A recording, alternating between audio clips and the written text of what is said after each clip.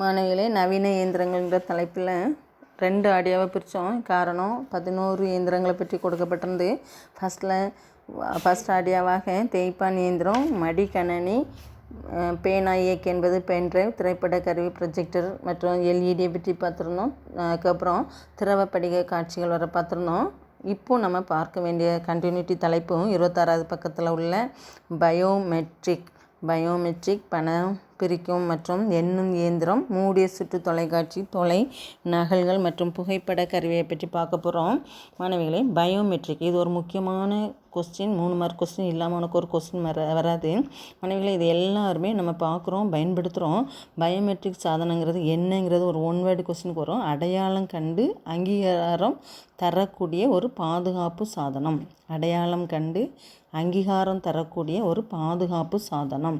இது என்ன செய்யணும்னா, நம்மளுடைய நடத்தை பண்புகளை அடிப்படையாக கொண்டு அவற்றை என்ன செஞ்சுன்னா சரிபார்க்க, அடையாளம் காண நமக்கு பயன்படுத்தப்படுகிறது.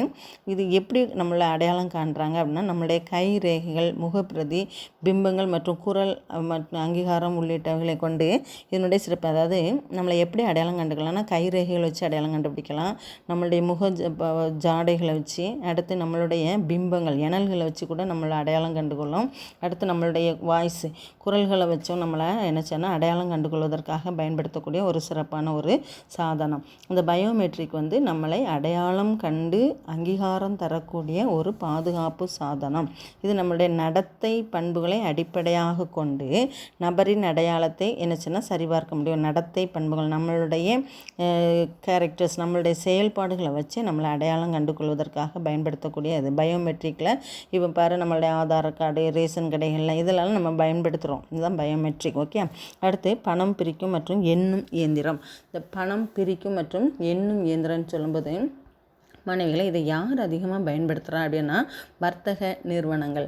பாரு, நிறைய அதிக அளவில் பணங்களை கையாளக்கூடிய நிறுவனங்கள் பணத்தை எண்ணுறதுக்கு கஷ்டமாக இருக்கும். அப்போ 100 ரூபாய் நோட்டு, 1000 ரூபாய் நோட்டு, 500 ரூபாய் நோட்டுன்னு தனித்தனியாக பிரித்து எண்ணுறதுக்கு வாய்ப்பளிக்கும். இதை விட நாணயங்களை எண்ணக்கூடிய இதெல்லாம் பார்த்தேன்னு சொன்னால் 1 ரூபா காயின், 2 ரூபா காயின், 10 ரூபா காயின் தனித்தனியாக பிரித்து அதை அட்டவணையில் இட்டு நமக்கு அந்த பணத்தினுடைய தொகுப்பை நமக்கு காட்டக்கூடிய ஒன்று. இப்போ இந்த பணத்தை எண்ணக்கூடிய இயந்திரத்தில் அந்த 1000 ரூபாய் பணத்தால் என்னலாம் ஒரு நிமிடத்தில் அவங்க என்ன செய்யணும்னா பிரிச்சிடும். நாணயங்களை எண்ணக்கூடிய இயந்திரத்தின் மூலம் சில்லறை நாணயங்களை எண்ணுறாங்க. இந்த இயந்திரத்தில் நமக்கு என்ன பயன் அப்படின்னா, வெகு விரைவில் பணத்தை சரியான முறையில் நமக்கு என்ன சொன்னால் துல்லியமாக எண்ணித்தரும். பணத்தை பிரிக்கிறது முதல்ல டினாமினேஷன் போடுதுன்னு சொல்லுவோம் இல்லையா, பணத்தை பிரித்து நமக்கு எண்ணி அதனுடைய டோட்டல் கேல்குலேஷனையும் தரப்போவதற்காக பயன்படுத்தக்கூடிய ஒரு இயந்திரம். அடுத்து முக்கியமான கொஸ்டின் பாருமா, மூடிய சுற்று தொலைக்காட்சி. நல்லா சொல்லு, மூடிய சுற்று தொலைக்காட்சினா நமக்கு ஆக்சுவலாக என்னன்னு தெரியாது. ஆனால் அதே நேரத்தில் அதனுடைய இங்கிலீஷ் ஷார்ட்டாக பாரு, சிசிடிவினா எல்லாருக்கும் தெரியும். இப்போ நம்ம திருடர்களுடைய பயத்துலேருந்து வைக்க நம்ம வீடுகளே எல்லாருமே என்ன செய்கிறோம், சிசிடிவி வைக்கணும்னு விரும்புகிறோம். பெரிய பெரிய கடைகளில், ஆஃபீஸில், வர்த்தக நிறுவனங்கள் எல்லா இடங்கள்லையுமே சிசிடிவி. ஏன்னு சொன்னேன்னா, அந்த சிசிடிவி என்ன பண்ணுறாங்க அப்படின்னு சொல்லும்போது, நம்மளை பயன்படுத்துகிறதுன நோக்கம் நிறுவனத்திற்கு யார் வாரா போகிறா, ஏதேனும் மோசடிகள் நடக்கிறத கூட நம்ம தெளிவாக அடையாளம் கண்டுகொள்வதற்காக பயன்படுத்தக்கூடிய ஒரு சாதனம். இது கடை நிறுவனங்களில் பயன்படுத்துகிறாங்க. அதுக்கப்புறம் என்ன சொன்னால், இதில் முக்கியமாக சொல்லப்போனால் புகைப்படங்கள் மற்றும் பதிவுகள் மற்றும் காட்சிகளின் வாயிலாக மேற்கொள்ள பயன்படுவதை மூடிய சுற்று தொலைக்காட்சி என்பர். கடை அல்லது நிறுவனத்தின் கண்காணிப்பு செயல்களை நல்லா தெரிஞ்சிக்க. கண்காணிப்பு செயல்களை, அதான் கடைகளுக்கு யார் போகிற, என்ன நடக்கு, என்ன மோசடிகள் நடக்கு என்பதனை கண்டறிவதற்காக பயன்படுத்தக்கூடிய ஒன்று தான் என்ன சொன்னால் சிசிடிவி. இந்த சிசிடிவியினுடைய தமிழாக்கம் மூடிய சுற்று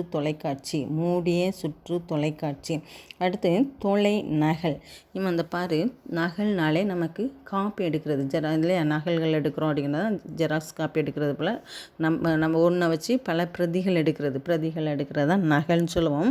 தொலை நகல் அப்படின்னு ஏன் சொல்கிறோன்னா, தொலைபேசியில் நம்ம செய்யக்கூடிய செயல்பாடுகளை நகல்கள் எடுப்பதற்காக பயன்படுத்துவது தொலைபேசி அப்படின்னு சொல்கிறோம். தொலைபேசி வாயிலாக அச்சிடப்பட்ட தாள்களை நம்ம அலகிடப்பட்டு அதை சொன்னால் நகல்களாக இணைக்கப்பட்ட அச்சுப்பொறி மூலமாக நமக்கு அசலை போல் நமக்குடைய ஆவணங்களை படியிட்டு தருகிறதுன்னு சொல்லி கொடுத்துருக்கோம். இதில் என்னென்னா ஒற்றை நிலையான வரைவில் படத்தை துண்டு படமாக மாற்றும். அடுத்தல மின்சார குறிப்புகளாகவும் தொலைபேசியில் நம்ம கொடுக்கக்கூடிய அமைப்பு மின்சார குறிப்புகளாக நமக்கு பரிமாற்றம் செய்யப்படுது. ஷார்ட்டாக சொல்லப்போனால் தொலைபேசியில் நம்ம செயல்படுத்தக்கூடிய காரியங்கள் அத்தனையும் என்ன சொன்னால் வரைபடங்களாக அல்லது இணைக்கப்பட்ட தகவல்களாக மின்சாரத்தின் மூலமாக மாற்றி நகல்கள் எடுப்பதற்காக பயன்படுத்தக்கூடிய ஒரு இயந்திரம். அடுத்து புகைப்பட படியெடுக்கும் கருவி. இது எல்லாருக்கும் தெரியும், நம்மளுடைய ஜெராக்ஸ் மிஷின். சரியா, அதில் கீழே படத்தை பார்த்தாலே தெரியும். ஜெராக்ஸ் மிஷின் எல்லாரும் பார்த்துருக்கோம். நம்மளுடைய லைப்ரரியில் கூட இருக்குது, ஆஃபீஸ்லலாம் இருக்குது. நீ கடைகளையும் உன்னுடைய ஸ்கூல் சம்மந்தமான கொஸ்டின்ஸ் ஆன்சர்ஸ் என்ன சொல்லலாம் ஜெராக்ஸ் எடுக்க பார்த்துருப்பேன் இல்லையா. இது பாருமா பிரபலமடைந்த ஒரு நகல் இயந்திரம். நகல் இயந்திரம் என்பது காப்பீஸ் போடக்கூடிய பயன்படுத்துறது இல்லையா. இப்போ பாரு, இந்த நகல் இயந்திரத்தில் ஒரு 1 வேர்டு கொஸ்டின், இம்பார்ட்டன்ட் கொஸ்டின். ஜெரோகிராஃபி என்ற வார்த்தையின் பொருள் உலர்ந்த படமாக்கல். நகல் அதாவது புகைப்பட கருவிக்கு ஜெராக்ஸ் மிஷின் சொல்கிறோம்ல, இது ஏன் ஜெராக்ஸ் மிஷின் அழைக்கப்படுனா ஜெரோகிராஃபி என்ற வார்த்தையிலேருந்து வந்துச்சு. சரியா, ஜெராக்ஸ் மிஷின் சொல்கிறதுக்கு காரணம் ஜெரோகிராஃபி என்ற வார்த்தையிலேருந்து வந்துச்சு. ஜெரோகிராஃபினா மீனிங் என்னென்னா உலர்ந்த படமாக்கல். அதாவது நம்ம கொடுக்கக்கூடிய ஆவணம் தண்ணியோடலாம் நமக்கு வரல இல்லையா, ஈரப்பசையோடய நமக்கு இல்லை, அப்படியே ட்ரை ஆகி அதான் உலர்ந்த படங்களாக நமக்கு தரணும். எனவே இதன் மூலம் நமக்கு வரைபடங்கள் மற்றும் நம்மளுடைய நகல்களை எடுப்பதற்காக பயன்படுத்தப்படுகிறது. இதுவும் ஒரு 3 மார்க் கொஸ்டின், இம்பார்ட்டன்ட் கொஸ்டின். இதுலேயும் ஒரு 1 வேர்ட் கொஸ்டின் இருக்குது. ஜெரோகிராஃபி என்றால் அந்த என்ன செய்யணும்னா உலர்ந்த படமாக்குதல் என்பது பொருள். ஓகே மாணவிகளே, இதுவரை நம்ம என்ன பார்த்துருக்குறோம், இயந்திரத்தினுடைய வகைகளை பற்றி பார்த்து முடிச்சிருக்கிறோம். அடுத்து இயந்திரங்களை வாங்கும்போது கவனிக்க வேண்டிய காரணிகள் அடுத்த ஆடியோவில் கண்டினியூ பண்ணலாம். ஓகே.